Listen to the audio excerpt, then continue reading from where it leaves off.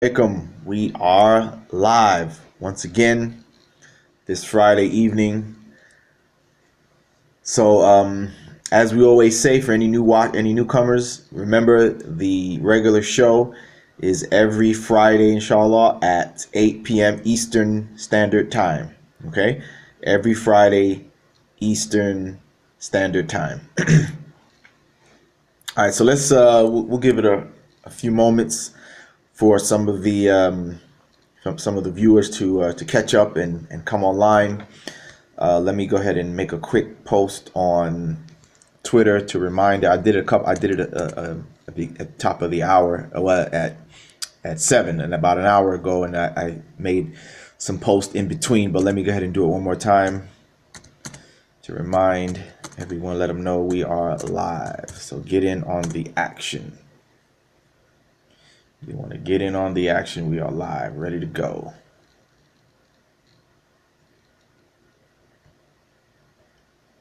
So just give me a second while I do that real quick. Hold on a moment. I'll put the camera there. All right. Let's see here. Just going to make an announcement on Twitter. Let everybody know. Or let them know again that we're online.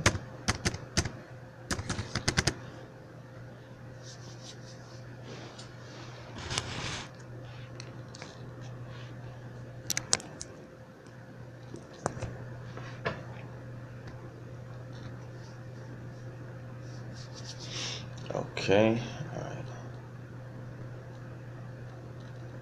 Let's go ahead and let everybody know that we are. Put this over here.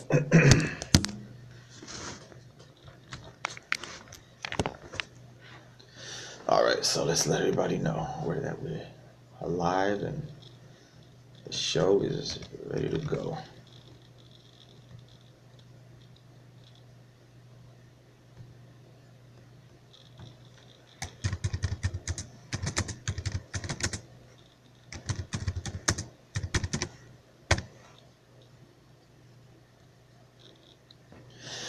Okay, all right, so good. Some people are starting to come on.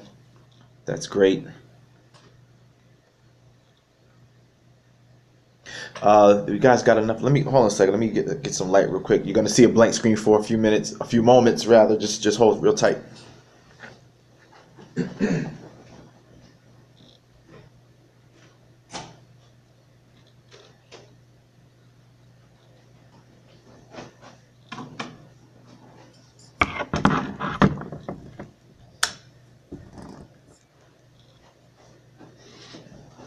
Okay, I'm back. All right. Just give it some more light. There we go. Provide some better lighting. Okay. All right. So I see we got a few viewers there so far. Welcome to the show. Just like last week, there's a lot to talk about this week. All right, a lot to talk. I want to know, how do you make the? Because I've seen some people who have the live video, and they were able to make the widescreen. How can I do that? How can I do the widescreen? Because it's like when I turn it the wide way, it like still is gonna show like sideways, but I'll just be like sideways like this. I don't know, just rotate the device. I guess you have to film it this way. I don't know. But all right, yeah. Wa alaikum salam. Wa alaikum salam. Otto, good. Welcome. A consistent viewer every week. Good to see you. Good to see you again. Good to see you again. So we're just waiting for more people to, get in. Wa alaikum salam, Mo Shaf, welcome. Just waiting for more people to come on and discuss. There's a lot to discuss this week. I'm good, alhamdulillah. I'm well. But as I said, a lot to discuss this week, especially with what happened in New York, right? I'm sure you all heard about it, the attempted suicide bombing in the New York City Transit train station, right? Very good that nobody got hurt, right? Nobody was really injured other than the person who attempted to do the bombing. So alhamdulillah for that. Praise be to Allah that no one was seriously injured, that no innocent people were killed or seriously injured. So that's a good thing. there. Bad thing that he attempted to do this, but good thing that, you know, nobody got hurt, right? Nobody got, because we don't, you know, we don't need any more people getting hurt falsely in the name of Islam. Once again, falsely in the name of Islam. Yeah, the mass shooters, right? Exactly. The mass shooters, exactly. You know, but yeah, you know, so that's what I want to talk about. Get some tea real quick. Want to talk about that.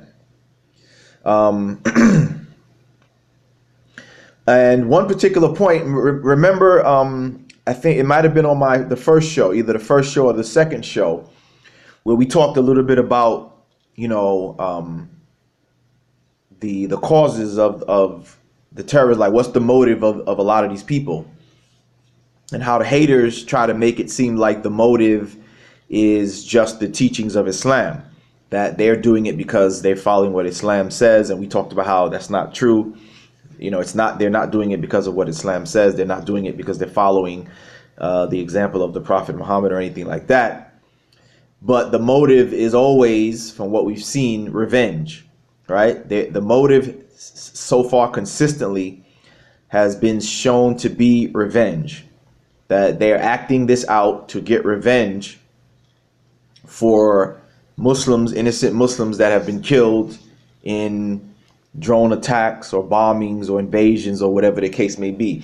Now, as I've said before, this does not justify, right? This does not justify what you know, these people do, but it does give us an understanding of the cause and effect, right? You can't ignore the cause and effect.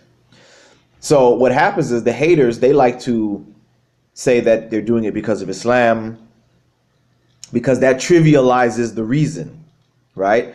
That allows the haters to ignore the true cause, which is what?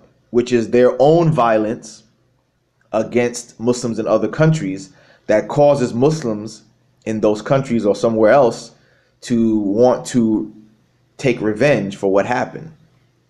See, but if they can tell you that the motive was Islam, wa alaikum salam, welcome back again, brother Shazad Ali, welcome back, right? If they can try to trivialize it and say, oh, they're only doing it because of Islam, that trivializes it, right? That makes it seem like these people have, you know, these people are just crazy and they, you know, they're just doing it because of their crazed religion. Wa alaikum salam al Qasas, right?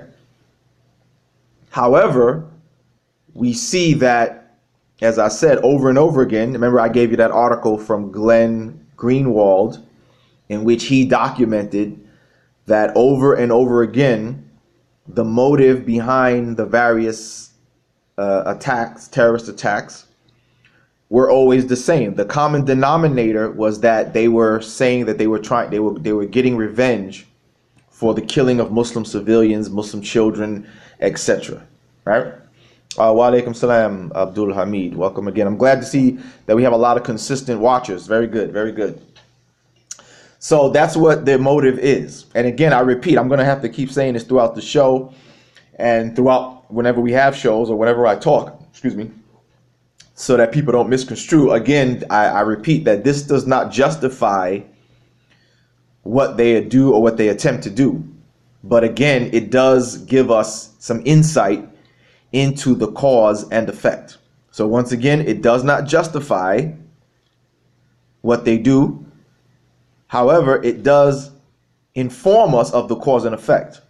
So that way, if there is a serious attempt or a serious concern as to get to the bottom of the attacks and how perhaps can we seek some solution to it, then that lets us know what it is. What's the problem? The problem is that it's said to be revenge. Just about, like I said, every one of them. If you read Glenn Greenwald's article and then some of the most recent attacks, whether they be in Europe or here or elsewhere, that's the denominator. The common denominator is anger at Muslim civilians being killed by whether it's bombings, missile strikes, invasions, drones, That's the motive. Again, repeating, it does not justify them attacking people here or anywhere else who are innocent. It does not justify that. But again, it lets us know the cause and effect. That the violence that is perpetrated upon Muslims from whatever Western nation then causes these people or some Muslim, whether they're from that country or just some Muslim somewhere, who will get angry and act out. So I'm saying that to make the point that it's not the teachings of Islam, because as far as I've seen, none of them have said, I did it because the Quran, I read a verse in the Quran. I haven't seen where any of them said, I did it because the Prophet Muhammad, peace be upon him, he did it, and so I'm doing it because of him or something that he said or whatever. The common denominator is revenge. And same thing with this the recent New York City. CNN released some early reports. Let me go to it right now. And they said possible motive.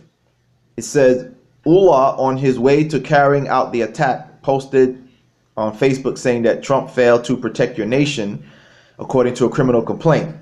And then I guess they showed that the law enforcement sources, right? Wa alaikum salam, Yusuf Chebi, right? The law enforcement investigators, they said that his motive was recent Israeli actions in Gaza compelled him to carry out the attack, a law enforcement source said. It says the suspect was upset, in his own words, with the incursion into Gaza, the source said, but did not elaborate on what incursion he may have been alluding to. We find out that Israel had launched airstrikes this past weekend, against what it said were Hamas targets in Gaza after several rockets were fired out of Gaza toward Israel. This came amid widespread protest over President Trump's move to recognize Jerusalem as the capital of Israel. And then in other conversations, they said that he wasn't an official member of ISIS, right? He wasn't an official member of ISIS, but he was inspired by ISIS. So he wasn't an actual member, but he was inspired, meaning that, he just was inspired to act out on behalf of ISIS, even though he never was an actual real member of ISIS. Okay. But again, the motive was Israeli attacks in Gaza in conjunction with, recent U.S. actions with Trump to move the capital, to recognize Jerusalem as the capital of Israel. This is what motivated him. So again, not Quran, not the Quran, not a verse from the Quran, not a hadith, not something from the life of the Prophet Muhammad. It was retaliation for airstrikes or missile strikes or whatever on Muslims in Gaza. And again, as I said, this is the common claim of all of these people, So he says they do it Shahzad said they do it out of frustration. They see their own leader do nothing, so they take it. Yeah, that's what it appears to be. That's what it appears to come out to being. It says, but it does piss me off a lot when these morons claim injustice against Muslims. Yeah, exactly. Abdul Hamid, exactly. That's why I wanted to bring that point up, because that's how like I have a book. Matter of fact, let me get the book real quick.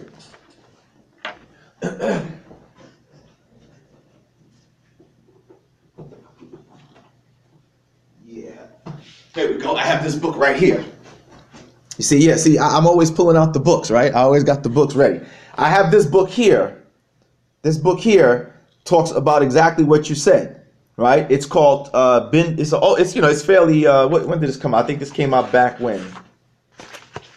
This book came out in 2002, shortly after 9/11, by a brother by the name of, he's not Muslim, as far as I know, he's like a secular Arab, but he still kind of talks about the political issues, with the Middle East and the United States and the West and all that. The book is called Bin Laden, Islam, and America's New War on Terrorism by Assad Abu Khalil. And he talks about exactly what you said, of how the Western media, like you said, likes to trivialize the anger of, the Muslims in the Middle East, or just Muslims in general, and act like you said, and act like the reason behind the violence, is right, and like you said, and act like the injustice against Muslims are not the primary reason behind the violence, from them assuming they are done right. Exactly. So that's exactly what he talks about in the book. You see, a lot of it can be propaganda by the media. We can't assume if the media's. I mean, yeah, I agree. I'm just going by what we have on the surface, right? What we have on the surface, because non-Muslims are not going to. Well, I mean, you might have some. You might have like some of the 9/11 inside job kind of people be suspicious of it, but most non-Muslims are not going to, they're not going to go by that. So that's why I want to make the point like this. That way, no matter what position you take, you can still relate to it. You can just see the bare facts as they are. You know what I mean? So, but you're right though. So, like I said, he talks about that in this book, about how the West in in their political agenda and the media, whatever, they don't like to acknowledge that it's violence against Muslims that is behind these acts of terror. They don't like to acknowledge that. So they like to trivialize it, right? They like to trivialize it, and therefore that kind of allows them to ignore the facts behind it. And that's the same thing Glenn Greenwald was talking about in that article that I showed you guys on a couple of shows back, where he's saying that, look, when they don't acknowledge the reasons behind these attacks, it kind of gives them like this false sense, a false egotism, right? Because they can just say, they don't have to acknowledge that, well, your violence against these Muslims in the Middle East or whatever causes the anger response back towards you. You see? So by trivializing and say, oh, they do it because they don't like our freedom, or they do it because they're evil, they do it because their religion teaches, that allows them to ignore the facts and continue to basically mentally masturbate themselves, right? It allows them to continue to mentally masturbate themselves by not acknowledging that, hey, it's your violence first that is causing them to be upset and come back at you. In fact, I remember back in the days when the 9/11 thing happened and they had the big, 9/11 inside conspiracy type movement, that they showed some clip. I don't know if this is true or not. However, they said that the CIA allegedly has a phrase for that type of activity, and they call it blowback. Have you heard about that before? They call it blowback, meaning that they understand that if they do something, if they do like an operation or an invasion or a bombing or a missile strike, or they do something in another country, that it could cause what they call a blowback, meaning some type of response back, some type of retaliation or whatever. They call it a blowback. Like I said, alleged. I don't know if that's actual CIA terminology or whatever, but in a lot of these documentaries, they call it that. They refer to that. So yeah, let me get to the part where I was telling you, right?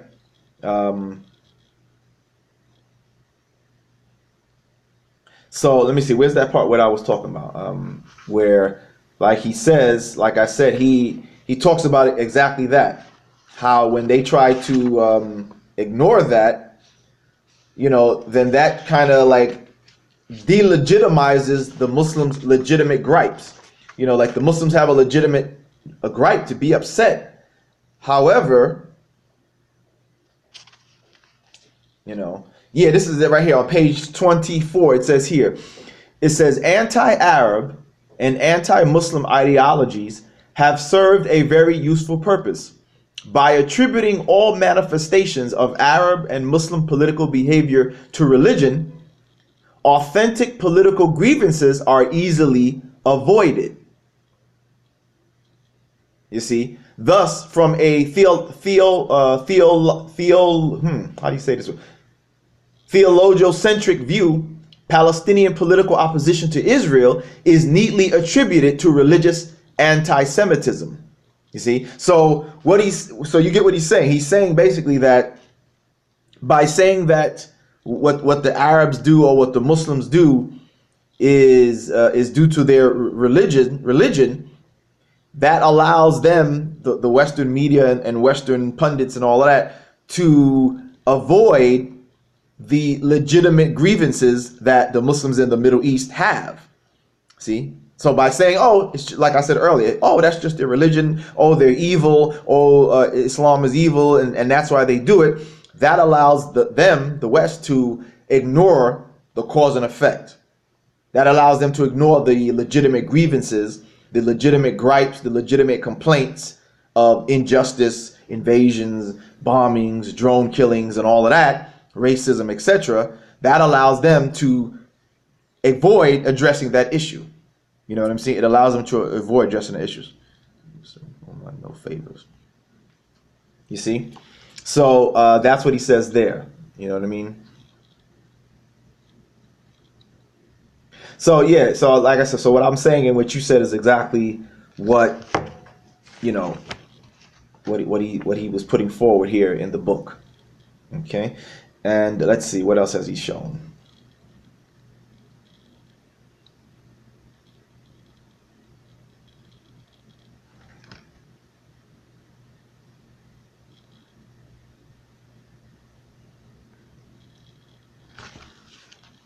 So yeah, another good book that you get. I showed you some of those books from last week, and this is another good book that you might want to get and read.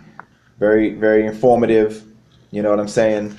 So also, you know, very good as well.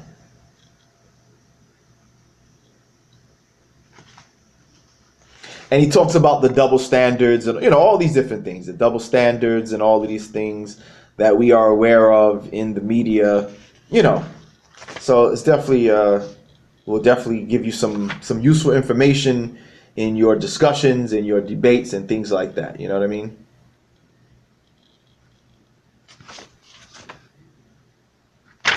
So if you want to get a hold of that, I recommend it. I definitely recommend it. All right. But yeah, that was the quote. I think he said it again too. Let me see. I think there was another place where he said it.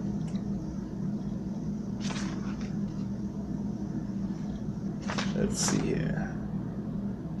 Maybe that was it then, where he just mentioned that.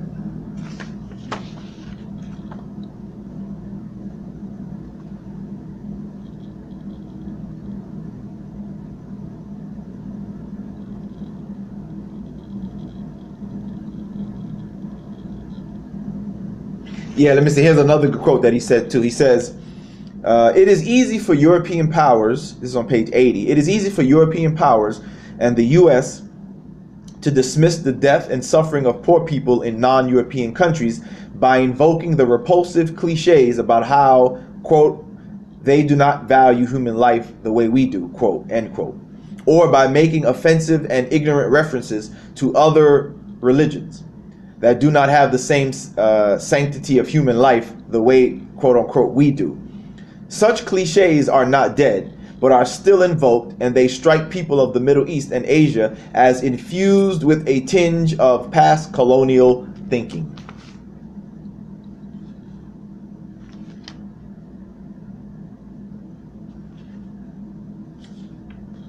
So, like I said, very good book, you know, exposes the double standard, the hypocrisy.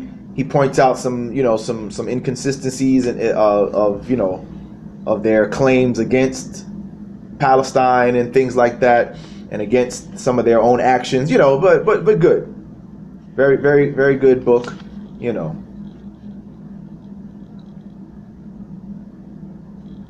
I think he gives some solution. What does he say? He says, anti-American activism caused by resentment of U.S. policy is open and pervasive in the Middle East. To improve the climate, Americans need to bypass commercial media and become aware of the core grievances held against U.S. policy. First, the U.S. is held directly responsible for the imposition of oppressive regimes against the wishes of their people. We talked about that last week about Saudi and some of these kings and all that stuff like that, who are allies, right? Who are allies of, you know, America or various Western countries, and they oppress and mistreat their own people. And then they're weak and sorry when it comes to being able to even defend themselves. And I talked about, you know, we talked about that last week. So he says, it is unlikely that the Jordanian, Egyptian, Kuwaiti, Bahrainian,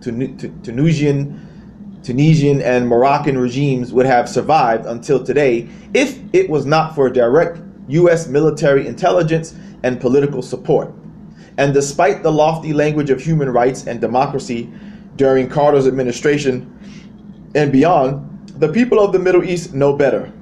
They understand that the U.S. support is based purely on economic and military considerations, and that those interests are fundamentally at odds with democratization and human rights. So when U.S. officials speak about moderate or friendly Arab governments, the American public needs to realize that the people living under those regimes, under those governments, do not find them moderate or friendly, but moderation and friendliness are defined purely in terms of subservience to U.S. interests, not the interests of the country's civil society. So, again, that's the book I'm reading from. Get yourself a copy. Gives you a lot of good information that you can use in your discussions. You know, it brings up a lot of good points. You know, it shows up the hypocrisies and things of this nature. All right. What's this? The book, The People vs. Muhammad, apparently countless copies. Really? No, I haven't. I haven't seen that book. I haven't seen it. Who's it by? Books written about Muhammad. I have not seen that book. How big is Alex Jones in the USA? Alex Jones. Well, I don't know. He was at you know, back like in the 90s and in the early 2000s, he seemed to be catching a following, especially when he did when he infiltrated the Bohemian Grove, where he says the Illuminati and, you know, all these politicians and stuff and wealthy elite people meet. That's what made him big. But, you know, like I said a few shows ago, he seems like he's taken a turn. You know, he seems like like I said, he used to talk about the police state, and then all of a sudden he's speaking against, you know, Black Lives Matter. Now he's all like, he seems to be pro-police. He has that guy, what's that guy on his as part of his team, Joseph Watson or whatever the heck his name is. He has that guy from the UK, and that guy's a bigot. He's a clear, you know, he uses coded white supremacist language. Right? He doesn't say it directly, but he uses the coded language. Talks about the immigrants and all that stuff like that. He does, like I said, he has shared articles that were written by Pamela Geller. So that lets us know, you know, where he's at. You know what I mean? That lets us know where he's at. Now, you know, but again, Alex has this guy on his team, so we can only assume that Alex is the one who vetted him and agrees with his position, right? Or he wouldn't allow him to be on his team. We could assume. So, you know, so I guess there's a split as far as Alex Jones, because obviously some people were against him when he was claiming that 9/11 was an inside job, because obviously some people disagreed with that. They wanted to blame the Muslims. So Alex Jones was like, nah, it wasn't the Muslims, it was an inside job. So the people who wanted to blame the Muslims obviously would not side with Alex Jones. And then the people who sided with him, who weren't bigots, and said, yeah, you know, something's strange about it. So you have a split. Some people against him, some people for him. And then, like I said, now the way he is with the allowing a lot of anti-Muslim stuff, he may have gained more people, but he lost other people too. Like me, I used to listen to him, right? I had a lot of his videos. I bought the Bohemian Grove. Right, I had the Bohemian Grove thing when he did that, you know. So I was like, yo, this guy's good. I like him. He's exposing stuff. He's talking, and then all of a sudden, like I said, he changed his tune. Right? He even used to have Like I remember back when was this? Back in the mid 2000s. He even used to show. He had a video where he would even show like when black people were being, attacked by police with police brutality. He would show it. He would speak against it. You see. I remember one time he interviewed this guy. I think it was a rapper, some rapper, not a famous rapper, but some guy. I guess he was an up and coming rapper in, I forgot where it was. Was it South Carolina, North Carolina, one of those states where some of you may have seen it, where the guy was, I guess he was coming back from doing a record or something like that, the studio or whatever, and he pulls into a parking lot, and he had like some iced tea, right? He had some iced tea. He was drinking iced tea because he pulled into a liquor store parking lot, but he was drinking iced tea, right? So some guy comes out of the store. He didn't identify himself. He didn't say he was dressed in regular clothes. He didn't say, hey, I'm security. He didn't say, hey, I'm a police officer. He just starts asking the guy, hey, what's that? What are you drinking? Because you can't drink alcohol. He said, hey, it's iced tea. I'm just drinking some iced tea. Right? So the guy was like, let me smell it. He's like, no, I'm not letting you put your nose on my drink or whatever. So they were going back and forth. He's like, I'm telling you, it's iced tea, man. He showed him the can and everything, but the guy was still demanding to smell it. He's like, I'm not letting you, I'm not going to let you smell it. I'm telling you, I'm letting you look at it. It's iced tea, man. What more do you want? So the guy tries to grab him and they get into like a little scuffle. And all of a sudden, the guy starts arresting him. But like I said, he didn't say he was a police officer. He didn't show his badge. He didn't say, hey, look, I'm a police officer. Here's my badge. I'm undercover or whatever. He didn't do any of that. And then he starts grabbing the guy. Then he says he's a police officer, security or whatever. And then he handcuffs the guy. It was a big scuffle. The real police come. So I don't know if the guy was undercover or what, but it was weird. And then, so what happens is, like I said, Alex Jones used to be on the police state, the anti-police state kind of stuff, and how the police were being militarized. He was speaking against excessive force, police brutality, all of that. And he was saying that was part of the militarization of the police, and he was against martial law, all this kind of stuff. And they interviewed this guy. They interviewed the rapper guy about the footage, and they were on his side. Right? So they was like, yeah, this is what's happening. The police brutality is getting out of hand and blah, blah, blah. Here we are now a few years later. Now, like you say, something happened to him. He'd been bought out. I don't know what happened, but something's changed because now he flipped the script. Now he's all pro-police. And now when there's police brutality, now he blames the victims. He's against Black Lives Matter. I'm like, so what happened? You used to be Mr. Anti-Police Brutality, Mr. Against martial law, Mr. The police are being militarized and all this stuff like that. Now all of a sudden he changed his tune. You used to interview victims of police brutality. Now you blame the victims. Now they're a bunch of thugs and all. So you're right, bro, that something happened. He's been bought out, or like you said, he may be the controlled opposition, but something has definitely changed. Even with the Islamic stuff, he never used to blame the Muslims, right? He always used to say that there was something behind it. He always used to say that this is orchestrated, there's something behind it, inside job, they're trained by CIA, but he never took the stand of the bigots that, yeah, the religion is evil and the Muslims are evil. He didn't do that. Now he changed his tune, and now he's singing a different tune.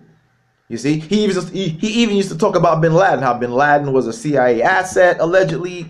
He was allegedly trained by the CIA, that all this stuff is orchestrated, it's false flag operations, right? Now it's a whole new story. Now it's, anti-Islamic, Pamela Geller. Like I said, now he doesn't do it himself, but he has that Paul Joseph Watson guy on his team who writes articles for InfoWars and stuff like that. So, clearly he allowed this guy to be on his team, and he's the one that does all this anti-Islamic stuff. Like I said, he will share articles from Pamela Geller or Robert Spencer or whatever, and he's anti-immigrant. The dude is like a racist guy, the other guy. I'm not Alec, but so yeah, his tune has definitely changed. Now what's this? The People versus Muhammad is just more crap, so they can keep. Yeah. Now, this thing, I haven't seen that. What is it? Is it an ebook? What's this book, The People versus Muhammad? Is it an ebook, perhaps? Speaking of ebooks, let me take the moment to plug my book. What's my book again?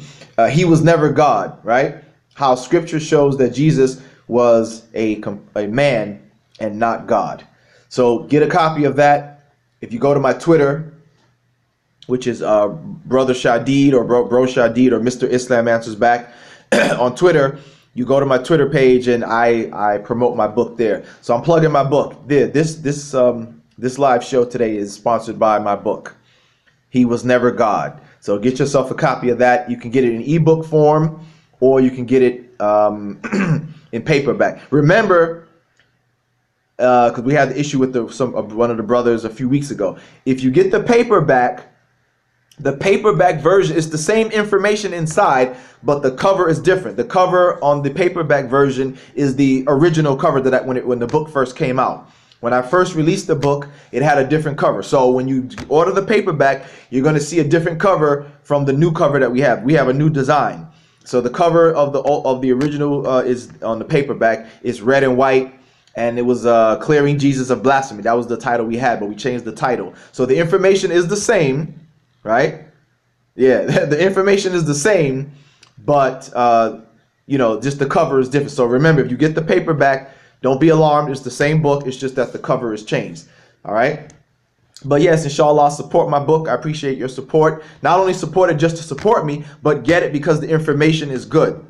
Okay. So don't get it just to support me. I appreciate that. That's fine and well. But get it because the information that I share with you is useful information. Okay. Useful information. Speaking on that, let me also let everybody know. Remember a few weeks ago, I told you that I had two projects that I was working on.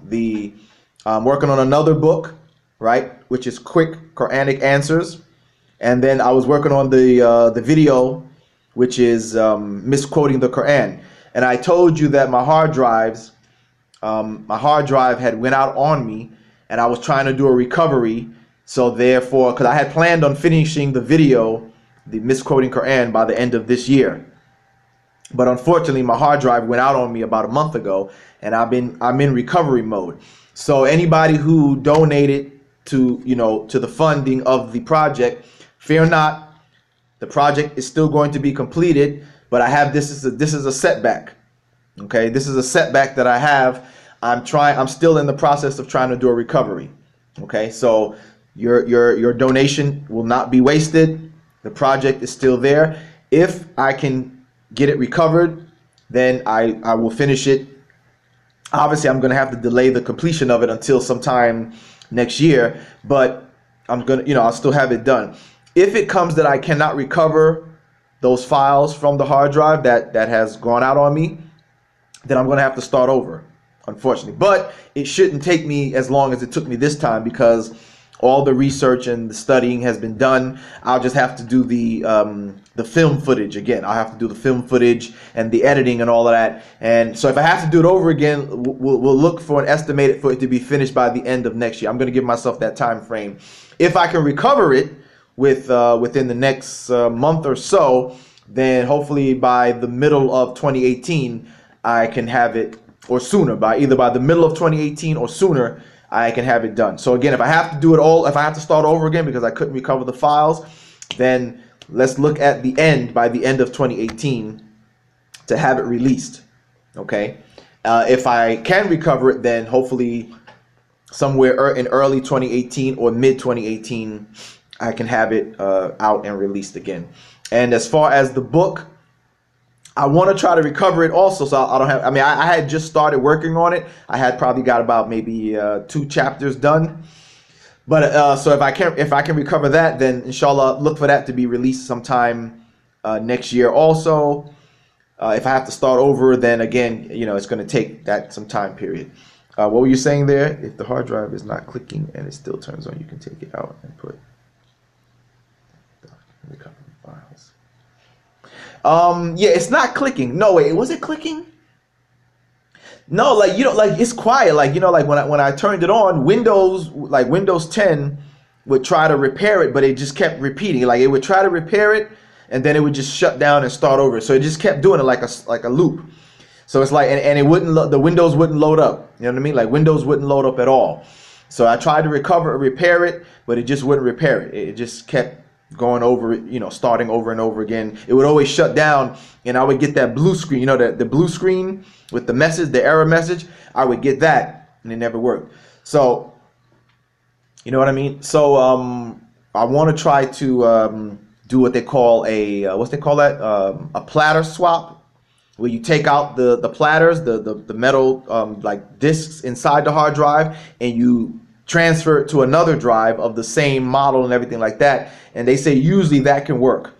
So I want to try that, but I need to get what they call a donor drive. I need to get a donor drive of the same model as that one. I bought that computer years ago.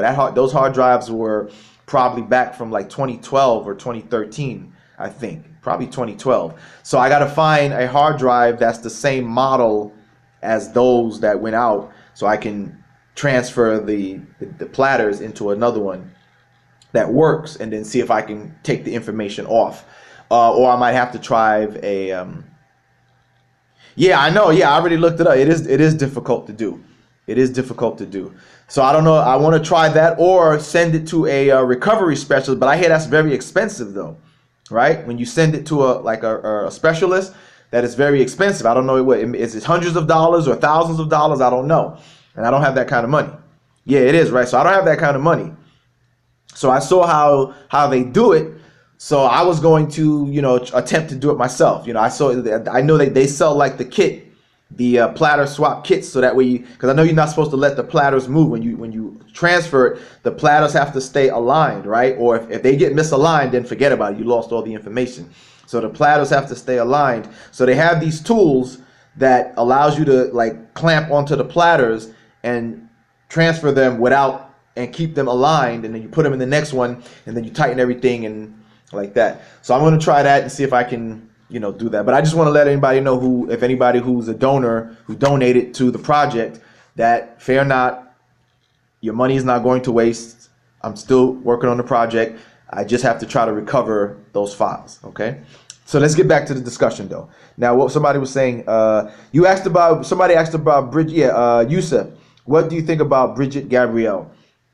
Well, yeah, I mean, she is what I call, she's like I don't know the right word, but like a sellout.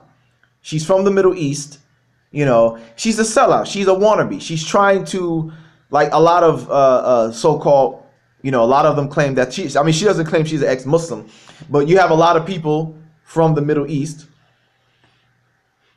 who want to try to, they want to try to fit in.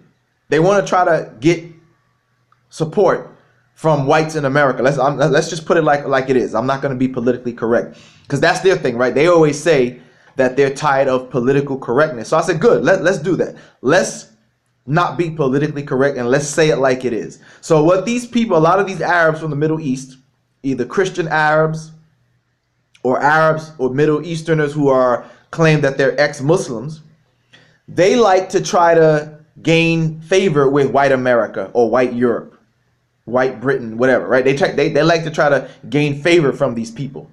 So what they'll do is they'll turn against their own people, right? So you'll hear them repeat white racist talking points. So Bridget Gabrielle will say, yeah, the Middle East is backwards. Yeah, these people are savages. She'll use the same language, even though she's from them, even though she's of those people, she'll use the same language as white bigots in America or the UK by saying stuff like that. Like, the Arabs are a bunch of, they're savages, they're barbarians, they're backwards, or whatever the case may be. You see? And then they get on this bandwagon where, she's promoting the anti-Islamic garbage as well. So that's what I think about her. And if you go to my YouTube channel, Mr. Islam Answers Back, well, this is my channel right here. Go to my channel, scroll back to some of my older videos. You're going to have to go back, some of my older videos where I've done videos exposing her too. I have videos exposing or refuting the claims of Bridget Gabrielle. So yeah, go to my channel when this is done and look up some of my old videos. Like I said, you got to go back. You got to go back a few years on the page, or in terms of the videos, and you'll see that in some of my older videos, I did some videos refuting and exposing Bridget Gabrielle. Okay, she's another person, man. If I could, somebody, a lot of these people, I would like to debate them. And like I said, I like to get them in a debate with a one-on-one, because then they can't hide, they can't run. But as I told you before, remember what I told you a few weeks ago, that a lot of them, they don't want to debate because they know that what they're talking is garbage, and if they get in a one-on-one debate, they're going to be exposed. So they rather do lectures. They'd rather do lectures where it's just them themselves speaking and they have control and they can't be refuted. They'll take questions from the audience, but of course the people from the audience are just audience people, and they can be controlled, or she can shout them down and insult them, and then you can't say anything back because that was your question. So a lot of them, they won't debate you because they know if they debate, they're going to get exposed. And they don't want that to happen because they need to keep looking like they're the heroes of these people. And if they have a debate and get exposed and get embarrassed and refuted, they're not going to look too good. So a lot of them avoid the debate. But a lot of her and a lot of others, I would love to get them in a one-on-one debate just for the purpose so we can expose them, But yeah, that's what I think of her. She's a wannabe white bigot. Like I said, she's a wannabe white bigot, meaning that she's from the Middle East. She's not a white person, but she's trying to identify with them by repeating the bigoted rhetoric and talking points of white bigots in America or in Europe to get favor with them and act like she's on their side against Middle Easterners and things like that. So that's what I think about her. That's what I think about. But like I said, you can check my channel, and I have some videos exposing her. Try the external hard drive method.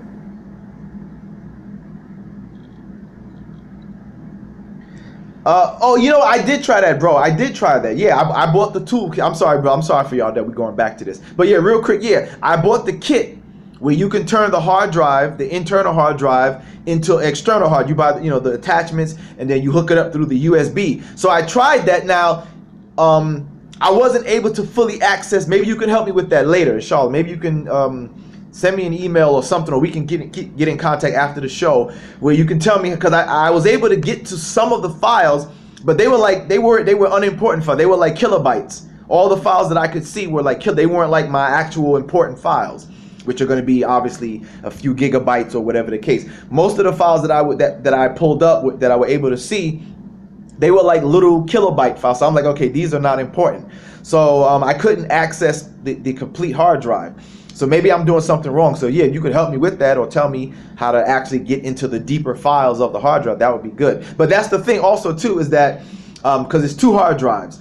One of them, like I said, I was able to get to the small files. The other one, I couldn't. It wouldn't let me access at all. It just kept like as if it was trying to load up, but it wouldn't allow me to. It would never like set where I could get into the drive as an external drive. So I don't know if that means that it's completely destroyed. I don't know if that's a good sign, or does that mean I'm not gonna have a chance? I don't know. But I know on the other one, the important one that has that misquoting Quran project, it won't let me do anything. It's like, I don't know, like it's completely, you know what I mean? I don't know what's wrong with it. But yeah. So back to what we were talking about. What else did you have to say here? Another so-called right-wing victim. They are fake ex-Muslims and fraud. Yeah, they're frauds, definitely, no doubt about it. A lot of these people are fraud. They're doing it because, this helps them make money. You know what I mean? That's how they get their money, And a lot of them are fake. They're fraud. Like, again, go to my channel. I have videos in the early days where I was exposing all of these people.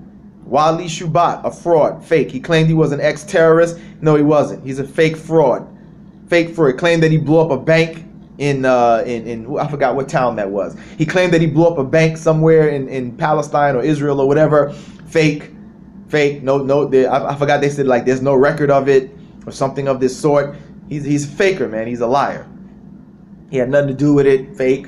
A lot of these people are fake. Kamal Salim claims that he's an ex-terrorist, and again, all these people are fake frauds, and there are people who expose them. I made videos exposing some of them.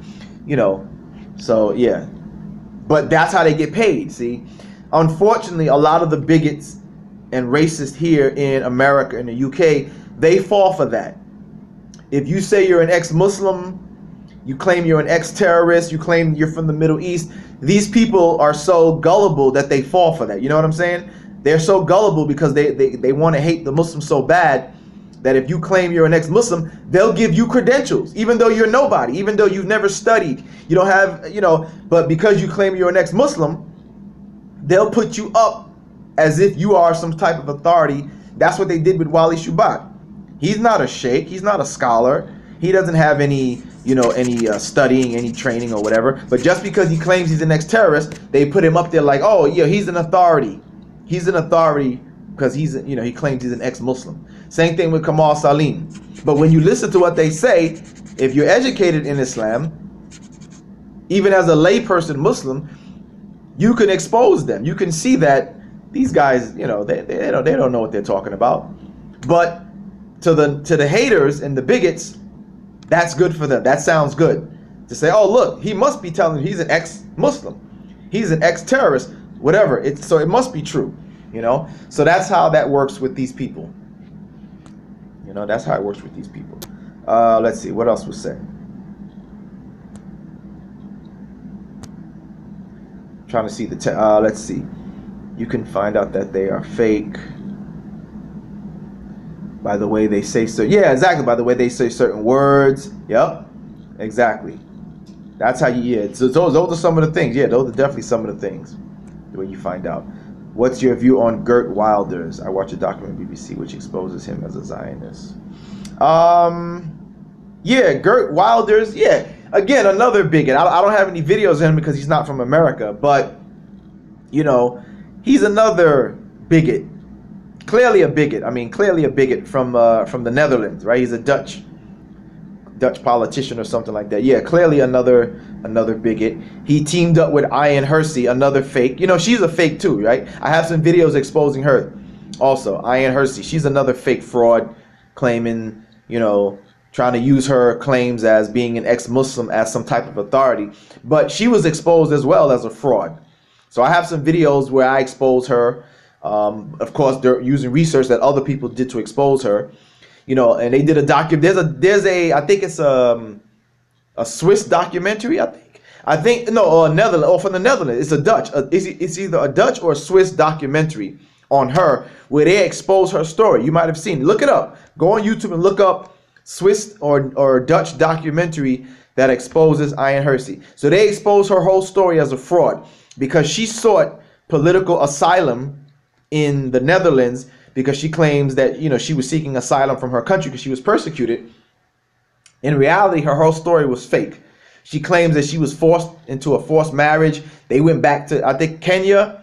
They went back to Kenya. I think she's from Kenya or something like that. And they went back, found out the story was fake.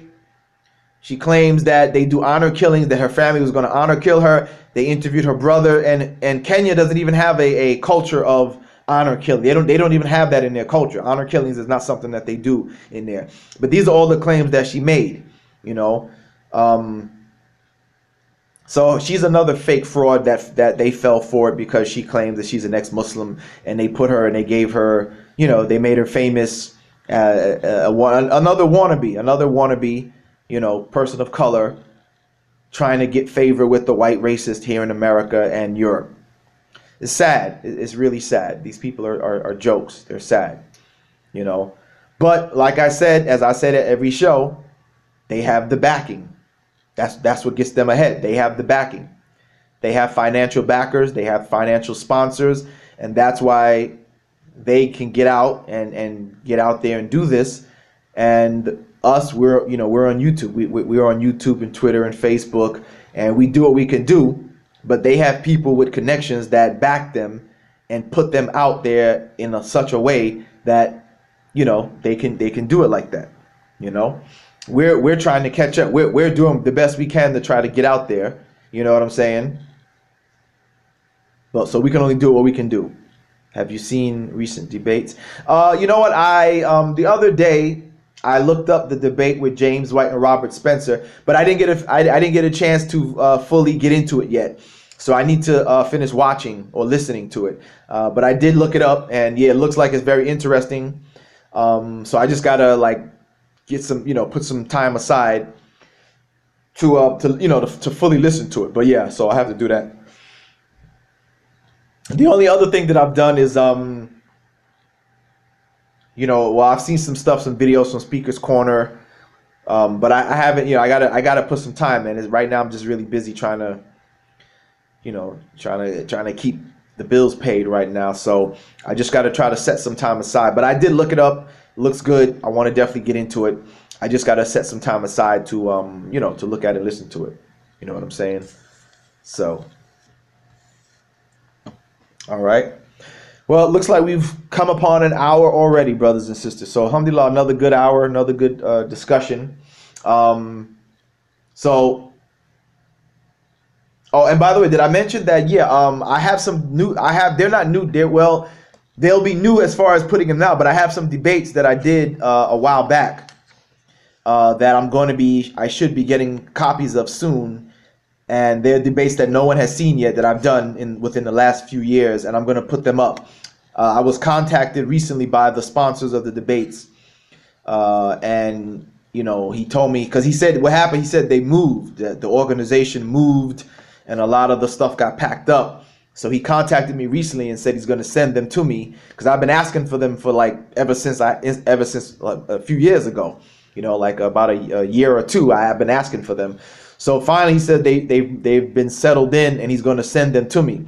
So once I get them, I'll put them up for the debate. Basically, what were they about? What were they about? Most of them were in Detroit. They were in Detroit and in Seattle, Washington, I believe, are the ones that I'm waiting for. The debates that I had some debates in Seattle, Washington, and I had some in Detroit. So I'm waiting for those. Once I get them, I'll put them out. The other one was with Matt Slick. I've debated him before. You saw my debates with him before. So it was another debate with Matt Slick, one or two debates with Matt Slick. The other debate I did with it's a newcomer. He's not a well-known he's a young guy. He's not well known. From what I had understood, he sort of looks like Sam Shimon. But I forgot his name, Khalil or something like that. But he was a nice guy. We had a good debate about the crucifixion. The topic was the crucifixion fact or something like that. So once I get those debates, I'll put them out. What's this? ABN said what? ABN sat, love the fake ex-Muslims. They make such outrageous claims on the channel. The host doesn't even call them. Yeah, exactly. Yeah, that's what they like about them. What about the debate between James White and Zakir Hussain on? No, I got to catch up on that one too. Did you see David Wood's at Speaker's Corner? No, is it a new video? Is it a new David Wood video at Speaker's Corner? Or an old one? Because I've seen some old ones, but is it a new one or what?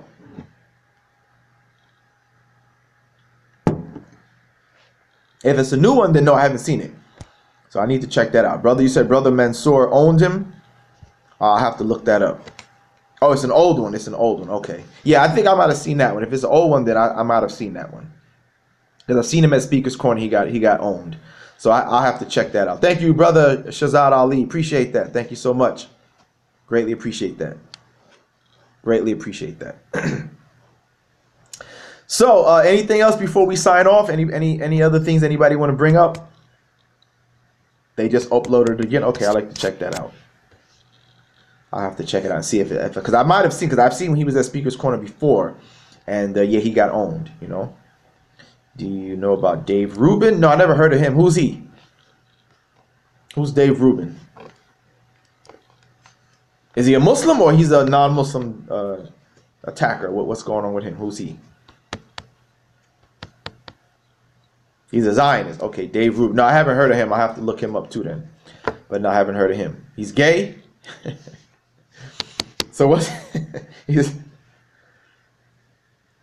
so what's his thing? Gay Zionism? What's his agenda? What's his thing about,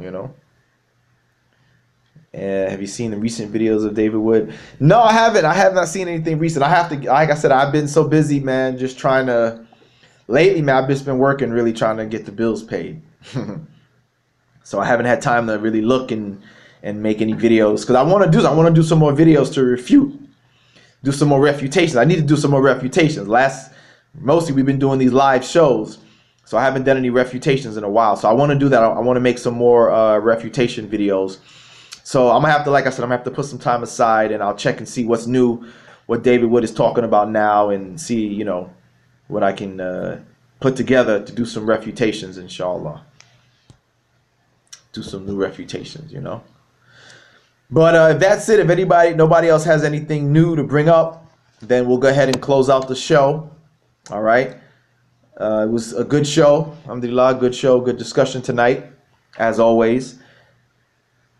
Have you heard about the claim that we had different versions of the Quran? Dave Rubin gives platforms to Milo. Oh, okay, all right. So he's the one he sponsors those guys. Okay. Have I heard about different versions? I mean, I've heard it. I haven't seen any. I haven't seen anything that like new about it.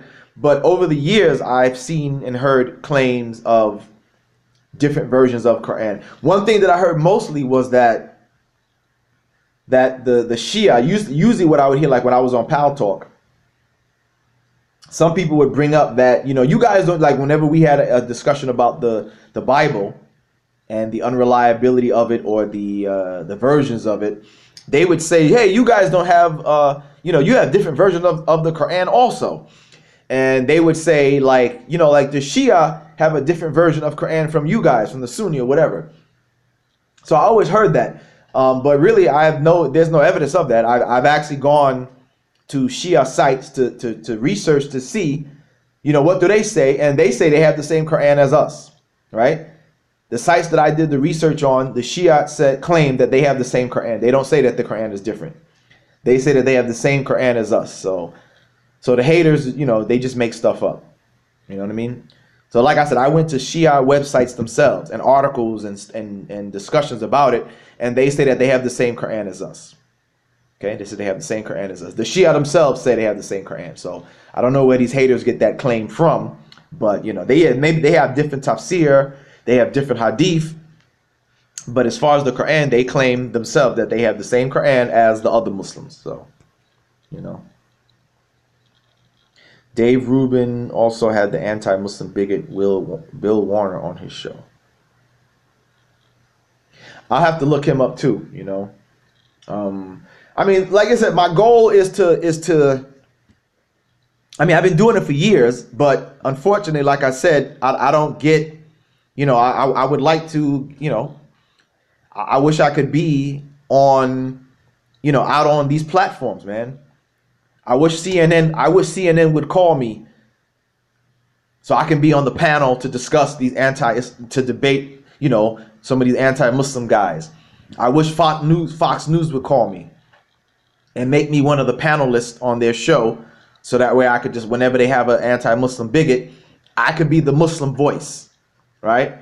I wish they would call me. CNN would call me. Fox News. I wish these people would call me, right? But, you know, mashallah, inshallah, I pray it'll happen when it needs to happen. But I would like to happen because, you know, I've been out there. I've been doing my debates and all that stuff like that. So, well, you know what I mean? No, nothing with Brother Akil yet. We still have yet to link up. We've still yet to link up. But definitely, like I said, again, I have every intention to do so. We just haven't been able to, you know, to connect yet. But I have every intention to do so with the brother. Again, I repeat that I saw some of his work, and his work is good. I would like to work with him, and I have the intentions of doing that, inshallah. David went to South Carolina. David used to be on the Young Turks. Oh, okay, so they fired him. He used to be their guy, but then he turned on him, huh? Bill Warner claims Muslims killed 270 million. Yeah, you know, that's another thing with these outrageous numbers. I don't know where the hell they get these numbers from, that the Muslims killed such and hundreds of millions of people. Like, where do they get these numbers from? You know what I mean? Like, where do they get these numbers from? I don't know where the hell they get these numbers from. You know what I'm saying? Oh, so SA is Speaker's Corner. Oh, okay. I thought. Oh, but see, when you say SC, that means South Carolina. But that's Speaker's Corner. Okay. The 7 harufs topic. You know what? It's not difficult at all, actually. You know what I mean? If you explain it and show it, it's not difficult at all. And actually, I've seen where they try to do that too. I've seen where they tried to take the 7 harufs topic and try to act like it's different Qur'ans or something like that. But I'm like, yo, when you look at it, you could see it's not. It's staying the same thing. It's just that the word it might be pronounced different or something like that, or a slight variation because of the dialect, but it's still saying the same thing. You know what I'm saying? It's still saying the same thing. It's not like in their book where you have something in one place or in one version that says something completely different from another version. The seven haruf, they're not like that. So to me, it's not difficult, and I discuss it all the time on Pal Talk because people bring that up every once in a while. So to me, it's not difficult to explain at all. You know what I'm saying? But the haters like to bring that up as if they have something. I'm like, you don't have anything. It's still saying the same thing. The word it may be spelt a little different or it's pronounced differently, but you can tell it's still saying the same thing. Unlike with their book, where you have different versions that says something completely different, right? That's a different version. You know what I'm saying? So the seven harufs, it doesn't bring a problem. And I like I said, I've seen them where they do that, where they'll try to put the seven harufs, like, you know, together so you can compare and see. And I'm like, look, what's the difference? What's the problem? It's still saying the same thing. It's not like one says a completely different sentence and then the other one says something completely different. You know what I'm saying? So when they do that, they're just trying, they're desperate. They're desperately trying to find something that really is not there. That when you actually look at the argument, when you actually look at it, they don't even have it. You know what I'm saying? They don't even have it. So, you know, yes, there are people who know the aharufs. There's people who have memorized the different ones. So yeah, we have Muslims who know them. Now it's not a common thing, but yes, there are Muslims who know them. You know, who know how to do the different you know, aharufs. So it's not a problem. You know what I mean? It's not a problem. So maybe that's what we need to clarify. That when we are talking about the scriptures and we're talking about different versions, right? When we mean different version, we mean different version in the sense that you have one version that's telling a story, and then you have a different version that's saying something different. That's what we mean by version. We don't mean version as in, you know, look, this one is the same book, but look, the cover is green. But look, here's another version of the Quran, the cover is blue. We don't mean version like that. We mean version in the sense that this one is saying something different from another version. That's what we mean by version. You know, not that, hey, look, the cover on this one is green and the cover on that one is red and the cover on that one is blue. No, we mean version as in somebody is telling a different version of the story that doesn't match with another version. That's what we mean by different version. When we give you an example, I'll give you an example of a different version. One common one is in the New Testament, in 1 John chapter 5 verse 7, right? In one version of it, this is what Christians point to about where they claim that it gives proof for the so-called Trinity. It says that there are three that bear record in heaven, the Father, the Word, and something like that. Father, the Word, and the Son, or something of this sort, right? But then you have another version where that verse is not even there. They completely took that verse out. That's a different version. You understand? It's saying something or not saying something that another one says. The verse is completely taken out. That's a different version. Because this one doesn't say there's three that bear record. You understand what I'm saying? That's a different version. Right? That's a different version. So you don't have that with the Quran. You don't have where, you know, chapter 2 verse 5 in one version is there, but then chapter 2 verse 5 in another version of the Quran, it's not there at all. Right? We don't have that. We don't have that issue. You see? We don't have that issue. So that's not really a problem with us. So when they claim versions, what you need to tell them or ask the person who makes that claim, say, what do you mean by version? What do you mean by version? So I've seen them. I've seen where they try to bring up the claim about versions, and it's not, you know, like what I've seen them do. Like I said, they'll put the haruf next to each other, but you see it's still saying the same thing. It's just that the word is spelled differently, right? And that's their claim. They act like they have something. Say, see, look at this one. It's spelled. The word is spelled differently. I said, well, It's spelled differently, but you can, that could have been a person's mistake. Maybe when somebody was writing and copying it, he made a mistake and put an I when it should have been an A, right? Or he put an aleph, when it, whatever, or something. But you could still tell that it's the same word, right? It's not like it says, like one says Allah is one, but then another version of the same verse says, no, Allah is three, or Allah is five, right? That would be a different version. No, you can see that it still says the same thing. It's just that the Arabic word might have been spelt differently, or is pronounced differently, or something of that sort. So when we talk about versions, we mean that you have versions that are different, that are saying different things.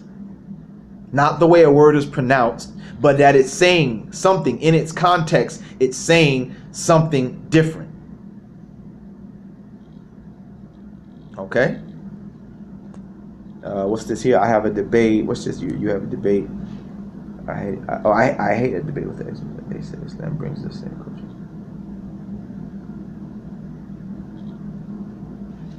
You can refute it easily, because all you got to do is say, look, tell them, say, look, where do the teachings of Islam give condone and honor killing? There's no verses from Quran, there's no hadith, there's no sirah, nothing talks about the practice of the early Muslims doing honor killings. So that's how you can you refute it with the evidence, right? You refute it with the evidence. Just say, look, nothing in Quran says about honor killing, nothing in the history of the Prophet or narrations or whatever talk about honor killing. So you can refute it very easily. And if they make the claim, then you say, okay, bring it to me. Bring me the verse from the Quran that says to do an honor killing. Bring me something from Muhammad's history of his life, his biography or whatever, the seerah, that says that he ordered honor killings or whatever. Or bring me a narration, a hadith or whatever, that says honor killings or whatever. So that's how you refute it. You refute it very easily. Very easily. Please talk about how Aisha converted to Islam and would have been older than 6 to do this. I've talked about this before. There's articles about it. There's some articles out there about that have a different perspective on the age of Aisha. So you can look them up. They're old. These articles have been around for quite a few years now. You can look them up. And basically what they've done is they've shown, by using some hadiths that mention certain events that took place in comparison to other events that took place, and they show that, look, this shows that she couldn't have been this age at this time because this event took place, or she couldn't have been this age because whatever, or she had to have been older. Like they use these hadiths and they make the argument like that. So if you look up some of those articles, you'll see how they use these different narrations and compare them to certain other events to show that she had to have been older, whatever the case. And another thing too, there's one hadith that talks about how it says that she is narrated by her, where she says that she was already in puberty before she ever got married, and the hadith says that she saw her parents following Islam ever since she was in puberty. And in this hadith, she's speaking of this before she married the Prophet. She was saying that, look, her parents, because as you know the history, her parents were among the first Muslims. So she's saying that she saw her parents following Islam ever since she was in puberty, and at that time the Prophet used to come visit her. So according to this, she was already in puberty before she got married, and the Prophet used to come visit her house before he ever married her. She was already in puberty when her parents were following Islam, and at that time the Prophet used to come visit her, and this is before they ever got married. So how old could she have been if she was already in puberty? I mean, what was she in puberty? You know what I'm saying? Was she a young kid in puberty? Was she a 3-year-old in puberty? Obviously, she had already have been older. So these are some of the the arguments that you can look at if you don't want to go by the traditional position. Yeah, that's the one right there. Thank you, Muslim Proud. That's the one right there. Yes, I had seen my parents following Islam since I attained the age of puberty. Not a day passed by, but the Prophet used to visit. So the context appears that she's saying that she had already been in puberty before she ever married the Prophet, right? And that she saw her parents following Islam ever since she attained puberty, and the Prophet used to come by and visit them before he ever married her. She was already in puberty. So, you know, that's a thing that you can look at from there. So that's something, if a person, if you don't want to go by the traditional position, then that's something you can look at from there. The enemies of Muhammad never attacked. Yes, that's also an argument that you can make as well, that from, and I've seen this argument too, or over the years when I became Muslim, that they make the argument that, look, back at Muhammad's time, nobody ever attacked him about that, right? No one attacked him about his marriage with Aisha. That, you know, not even the Christians, not even the early Christians who had interaction with Muslims, they didn't even attack him about that at that time. Why was that? Well, another way you can look at it, if you want to argue a different perspective also, is that the age of marriage in the past was younger than it is today, right? You know, things have changed over the years, but in the past, I know when I first became Muslim and I heard about the Aisha issue, my first instinct was to look at the research of marriage. So that's what I did. I said, well, you know what? I know that was a few hundred years ago or several hundred years ago. I assumed, because of what I remember learning in school about, anthropology and, how lifespan was different. So I said, well, you know what? Let me go look it up. So I looked up the history of marriage, and I found that, yeah, the history of marriage, that was different. It said that in the past, the average age of marriage was 12 years old. And I remember I used to always quote it. It was from this encyclopedia called Compton's Encyclopedia. It was like a encyclopedia that came on a CD-ROM. Remember CD-ROMs back in the days? So it came on the CD-ROM, and it had the history of marriage, and it talked about how the average age of marriage in the past was only 12 years old. Now, today, 12 years old is not acceptable age of marriage, but in the past, it was an acceptable age of marriage. So there's so many ways you can look at it to show these hypocrites that they don't have an argument. You know, that they don't have an argument. You know what I'm saying, as far as that. Now, as far as Islam in general and the age of marriage, of course, what Islam does is, in the Quran, for example, it talks about that the age of marriage, and this is in Surah 4, I believe it's Surah 4 verse 6, I believe it is.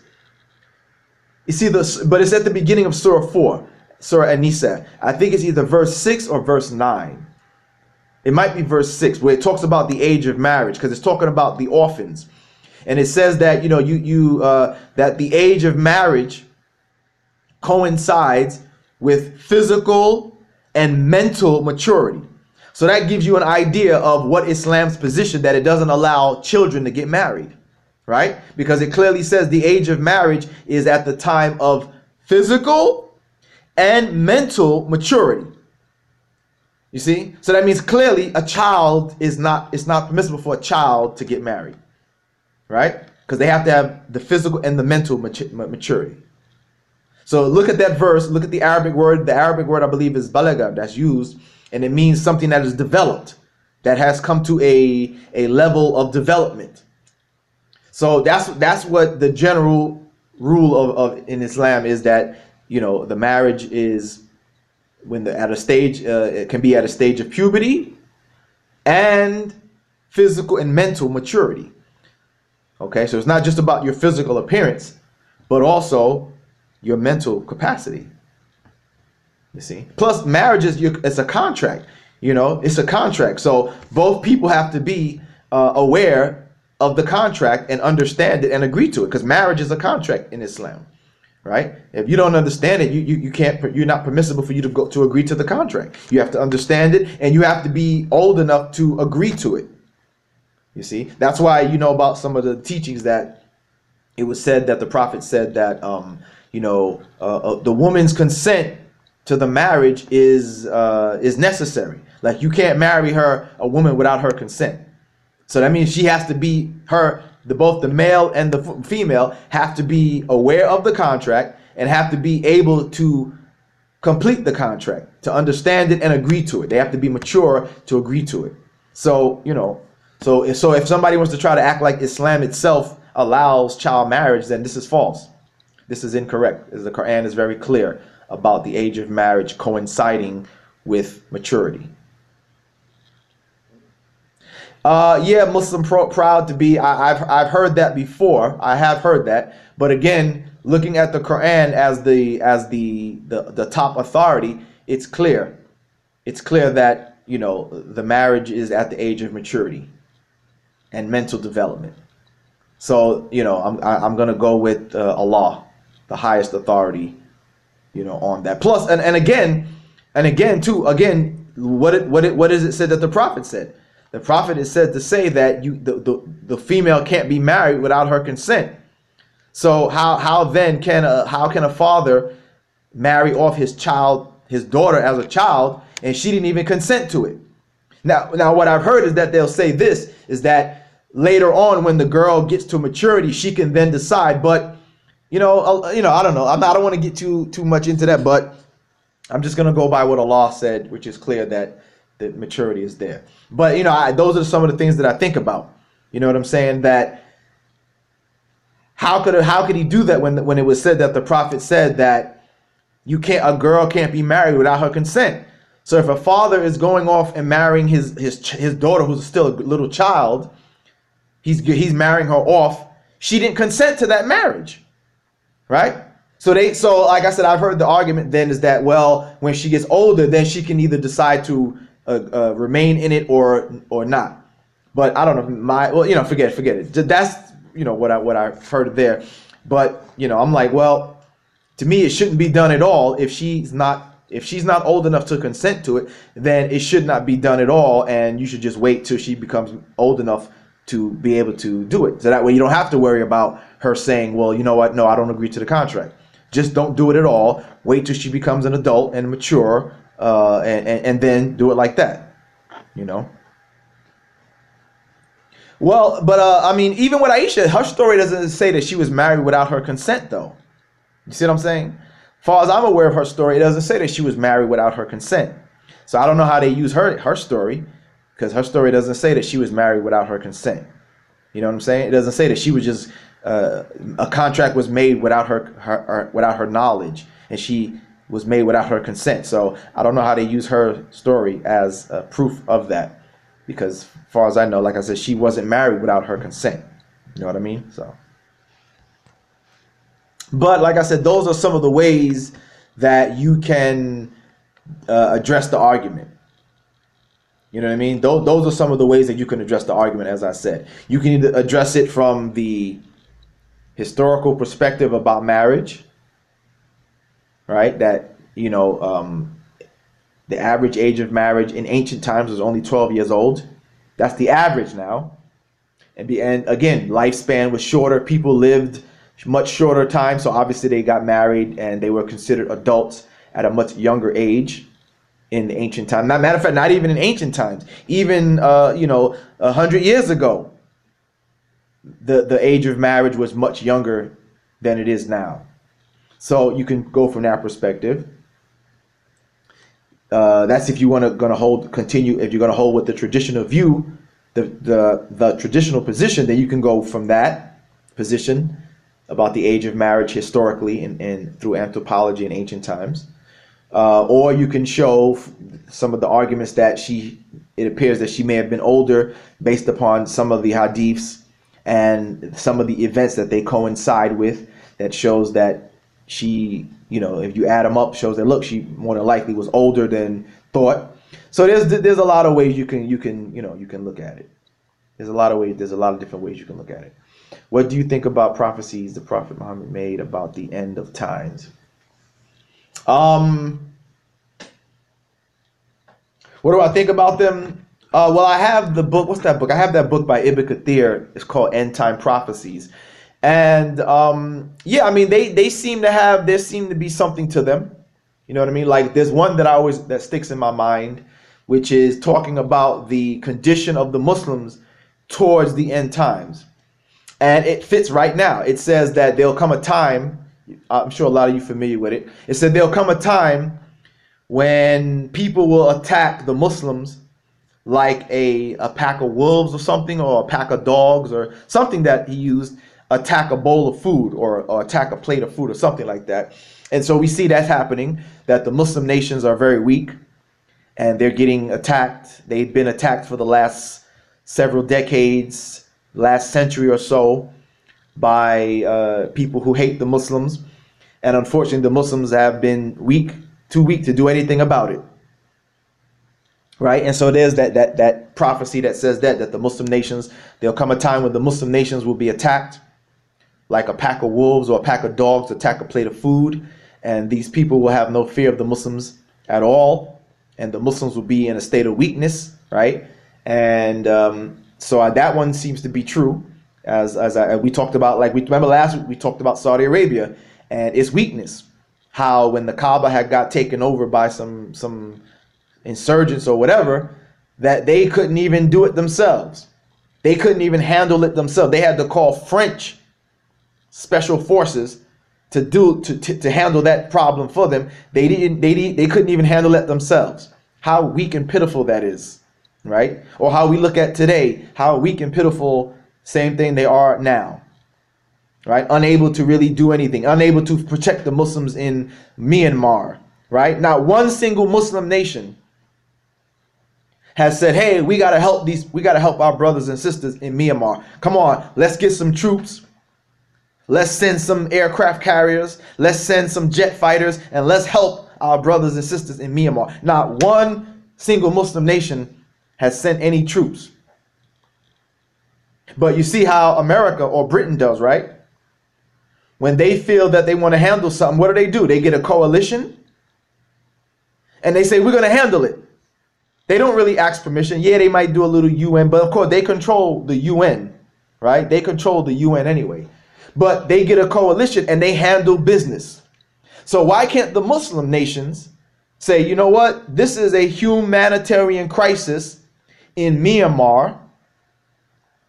Let us, as Muslim nations, make a coalition of Muslims and let us send some troops to rescue the people, the Muslims in Myanmar who are being persecuted, killed, violated. Let's send some troops.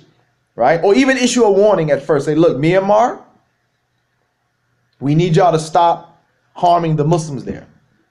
Give them a time period. We're going to give you a week. Matter of fact, no, we're going to give you 3 days or something. Give them whatever they decide. We're going to give you a few days. We're going to give you a week. We need you to stop this persecution. If you don't stop, just like they did with Saddam, just like they did with Muammar Gaddafi, let the Muslims do the Muslim version of that, right? The Muslims should do a Muslim version of what NATO does. Give them a time period. If you don't comply, like Saddam didn't comply, like Gaddafi didn't comply, if you don't comply, then the Muslim coalition will send their troops, right? They're going to send their troops in to Myanmar and they're going to handle that situation. But unfortunately, the Muslims are too weak. The Muslim leaders, governments, whatever, they are too weak. They're under the control of some handlers, and they do nothing. That's why I told you guys a few weeks ago when I did my first show that, I can't really rock. I can't really rock with the Muslims like I used to. Although Islam is dear to my heart, you know what I mean? I hold dearly to Islam, the faith. But when it comes to a lot of Muslims, I can't really roll like that with the Muslims no more, man. Because this stuff is just too pitiful. It's just too pitiful. Islam is the truth, no doubt about it. For me, Islam is the truth, no doubt about it. It's dear to my heart, and I hold on to it. But when it comes to the Muslim as a people, I'm disheartened by it, man. I'm disheartened by the sad state that the Muslims, as a nation, as a world nation, is in. That the nations don't do, and they have power, man. Like I talked about last week. The Saudis have jet fighters. They have ammunition. They buy it from America and they buy it from the British. So, it appears that they only bought it so they could stay in power, though. You know what I mean? It appears that they bought it only really to keep them in power, not so they could use it as a defense force, but just to make sure that they don't get overthrown out of power, and that's pitiful. That's pitiful. Egypt has, some type of military as well. Pitiful. Iran has some type of military also, right? Iraq used to have something, but of course they're under the control of America now, so I guess their hands are tied. But there are a lot of Muslim nations that I know have military capabilities, yet they're not doing any. Why aren't they helping out Myanmar, man? That's the Muslim humanitarian crisis. It should be the Muslims doing something, right? We don't need to wait for NATO. We don't need to wait for the UN. We don't need to wait for America to decide that they're going to do something about it. That's why they're not doing nothing about it. The Muslims should handle the Muslims' crisis, man. Right? That's the way our Islam is supposed to be done. We should be handling our own crisis. Stop looking to the white powers. Stop looking to the white Western powers to do stuff for us that we should be doing for self, man. That's one of the things that I loved about Islam when I became a Muslim, is the teaching about doing for self, right? Relying on each other, relying on Allah, right? That's what Islam teaches. When I became Muslim, that's what I liked about it. That was one of the things. I mean, there's many things, but that was one of the things that I loved about it, is that it had that teaching of do for self. That's why Allah said, don't take them as your protectors, right? I love that. Don't take them as your guardians, man. Take each other as your guardians. Do for one another. Self-reliance. Do for one another or do for self. But don't go begging these people who don't like you anyway. Don't go begging them for anything, but that's not what's happening, right? The Muslims are begging these people to do something about this or do something about that. We should be doing it ourselves. Like I said last week or the week before that, the refugees shouldn't have to go to any Western country at all, man. The refugees shouldn't have to go to any non-Muslim country. The Muslim countries, every Muslim country should be taking all the refugees so that none of them should have to go to Europe. None of them should have to be begging America, begging Europe, Germany. They shouldn't have to beg any Western country for anything. There's plenty of Muslim countries that should be taking in the refugees, all of them. I mean, all of them. Not a single refugee should have to be going to seek a better life, a better living in any Western country. The Muslims, there's plenty of Muslim countries that should be doing that. But because the Muslims are in a sorry and sad state, you got to go looking towards your white masters for help. And that's pitiful. And all that does, what does that do? All that does is perpetuate white Western domination. That's all that does. Because you got to go with your hand out, begging them for a place to live, for a job, for security, for safety. That's pitiful, man. They shouldn't have to do that at all. They shouldn't have to do that at all. And then what's sad about it, and on this point, the haters have a point, right? On this point, the haters have a point, is that you go to their country and then you start talking bad about their country, but you went to their country for a better living, right? Me, I was born here, right? Me, I was born here. So I have the right to speak because I was born here. I had no control on how I'm here. But if you are an immigrant, if you intentionally left your Muslim country and you moved to a Western country, then when the haters say that you got a lot of nerve to move to their country and badmouth their country, they got a point. To a certain degree, they have a point. You know what I'm saying? They have a point because they're like, yo, you left your country and you came to their country. So what are you doing? And if you didn't like their country, why the hell did you come there in the first place? So on that point, the haters, I gotta admit it, they have a point. They have a point when they say that. Because if you don't like it, why the hell did you go to their country for? Right? If you don't like it, why did you go there? Right? Why did you go there? So on that one, they have a point when they say that to immigrants. They have a point when they say that. Because they're right. Like if you don't like the West, why'd you come to it? You know, like at least you had a choice. Me, like I said, I was born here, right? So it's different. I was born here. But if you're in your own country and you intentionally say I'm going to America, and then you come to America and then you start badmouthing, like wait a minute, then why'd you come here? You could have just stayed. You know what I'm saying? You didn't have to come here. You didn't have to go to Europe. You didn't have to go to the UK. You didn't have to go to Belgium or Germany or Netherlands or Swiss. You didn't have to go there, right? You had a choice in the matter. You had a choice in the matter. You didn't have to go there. So, you know what I mean? If you don't like it, why go there? Why go there and then start talking about, you know what I'm saying?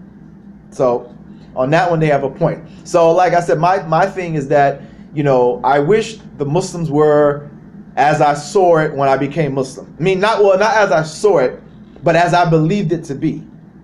Like I said this on the show before last, that, when I became Muslim and I learned about, the true teachings of Islam, about how we're supposed to be brothers and sisters, about how we're supposed to be self-sufficient, relying on Allah, about how we're supposed to take care of one another, how we're supposed to take care of one another and look out for one another. I wish that not Islam, but I wish the Muslims would have really been like that. I wish they would have really been like that. So, yeah,